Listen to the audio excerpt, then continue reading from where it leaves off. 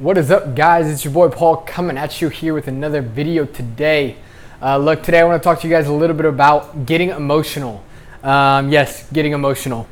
This is just kind of like a lesson I have observed in my life, and it seems to be the case for multiple people. But I'm going to let you be the judge for yourself in the case of what I'm about to say. So, getting emotional. Most people see it as a weakness, right? Especially in the business place, most people see it as a weakness. I think it's a strength. Now, it depends on if you pretty much indulge in them or not. But getting emotional, I think, is one of the best things that you can do. And I want to give you a few examples before I kind of get into what I want to say. Think about any time people before a championship game.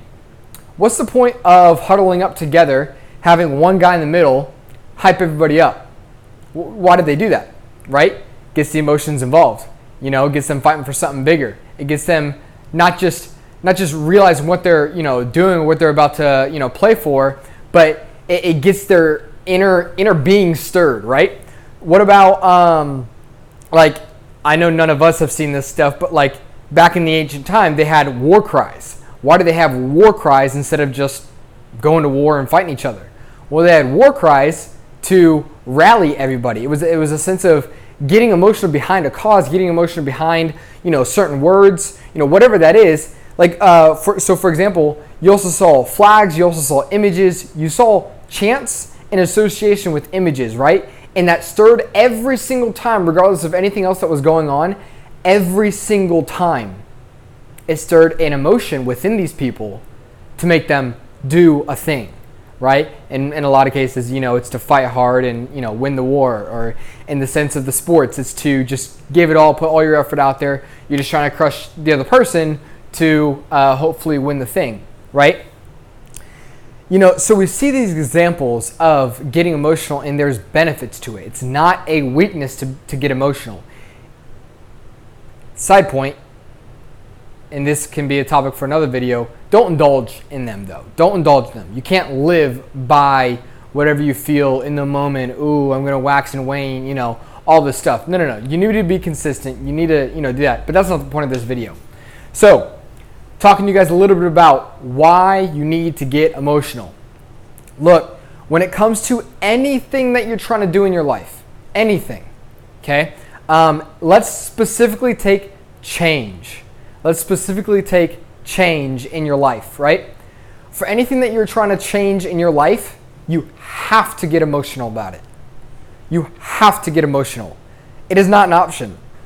I have never personally, if you have, kudos, I have never personally met someone whose life has changed without an emotional experience.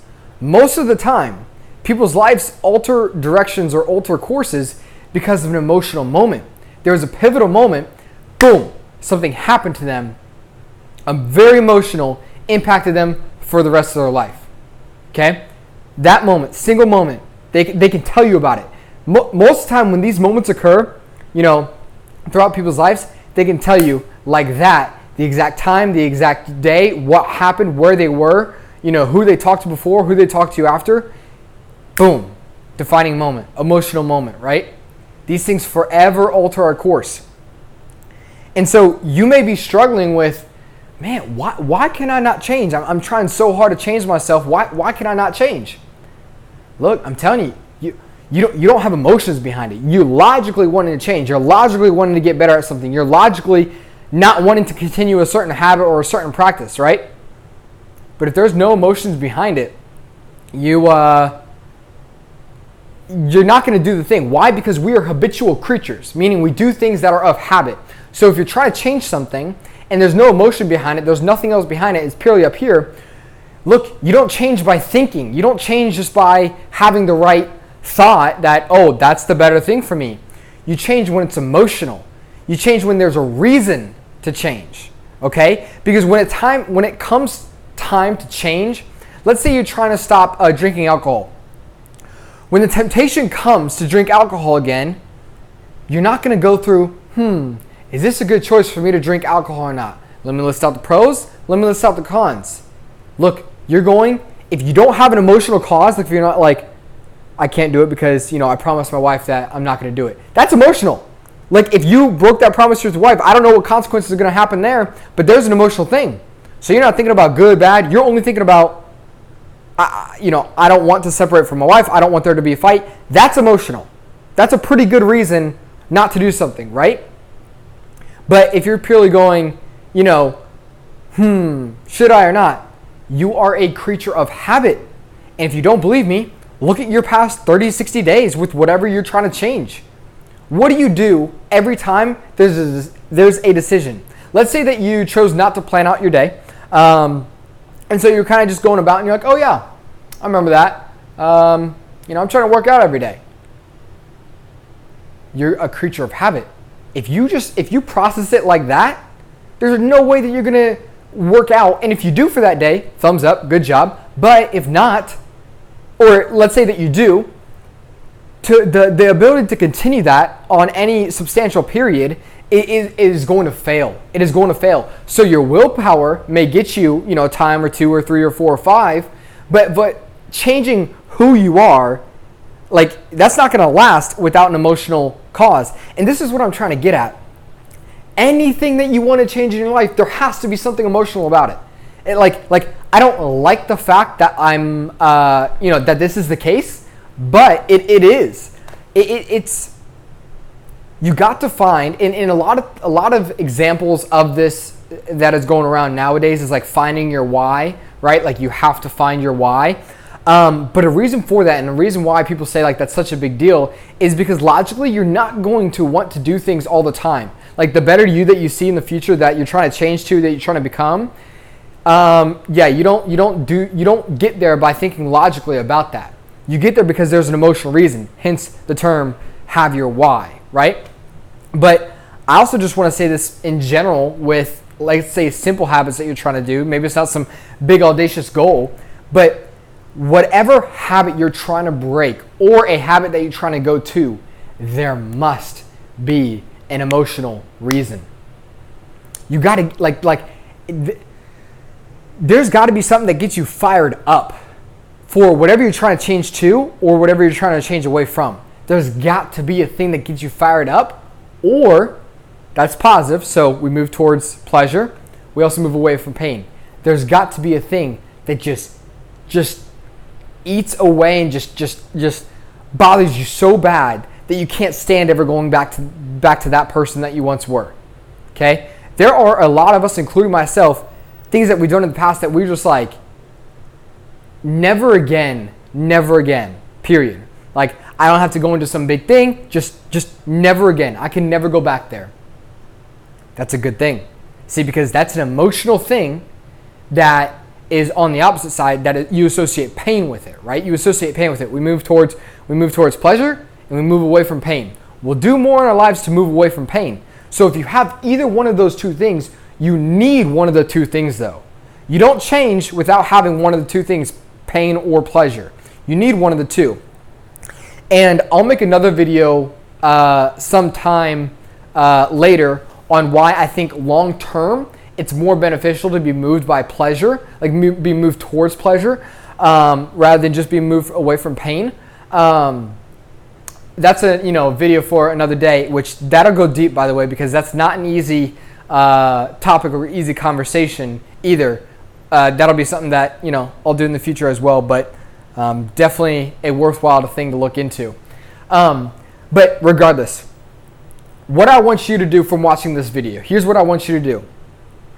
Whatever things you're trying to change to or trying to change away from, I need you to list out like why that's important. Why is that important? Don't just give me the logical reason. Hey, I want to work out. Why? Because I want to get healthier. Why do you want to get healthier? That's the thing behind it. I want to spend more time with my family. Why does that matter to you? Right?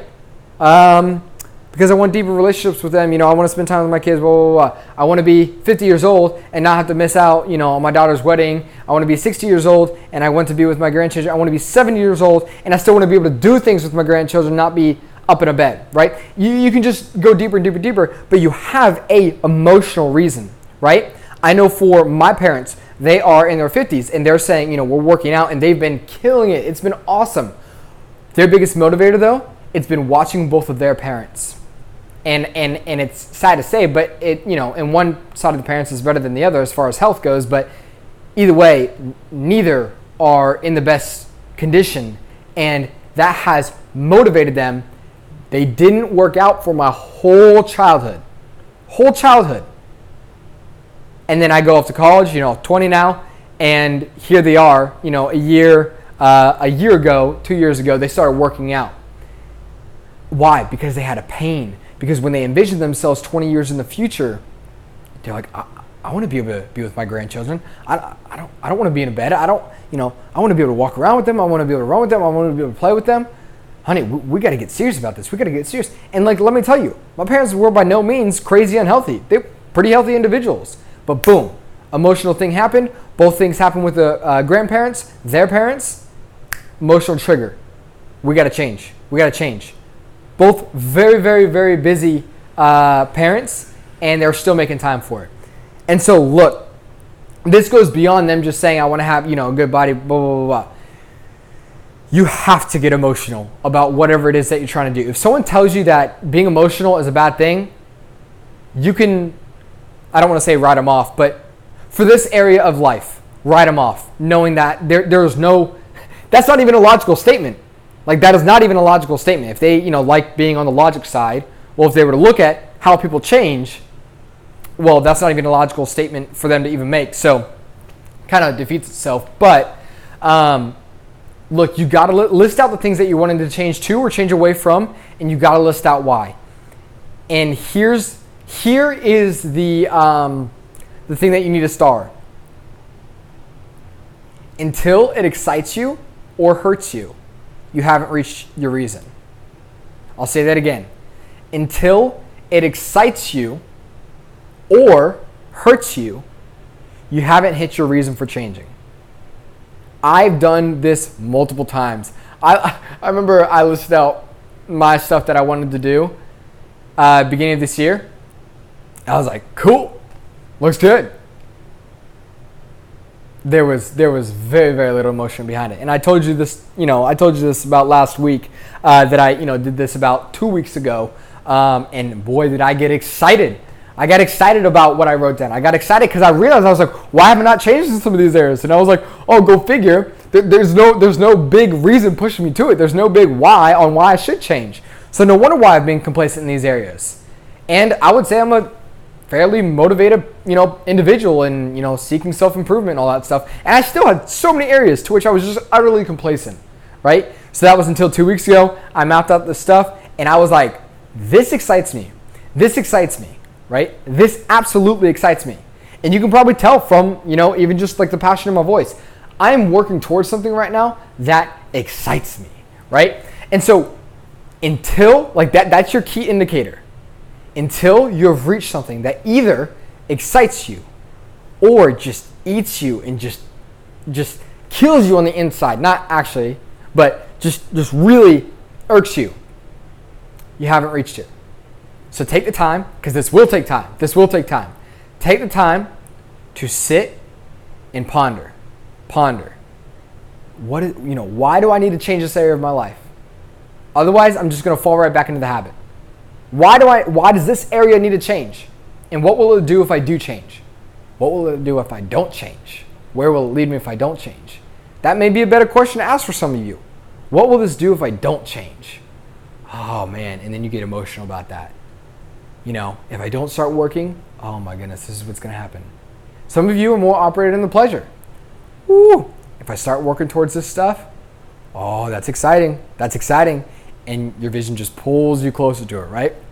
So until you hit that moment to where you're on either side, then don't stop. Don't stop until you've had that moment, okay? Look, I hope this video has helped you. Get emotional. That is what I want you to take away from this video. You have to get emotional in order to change. It is not a logical process, okay?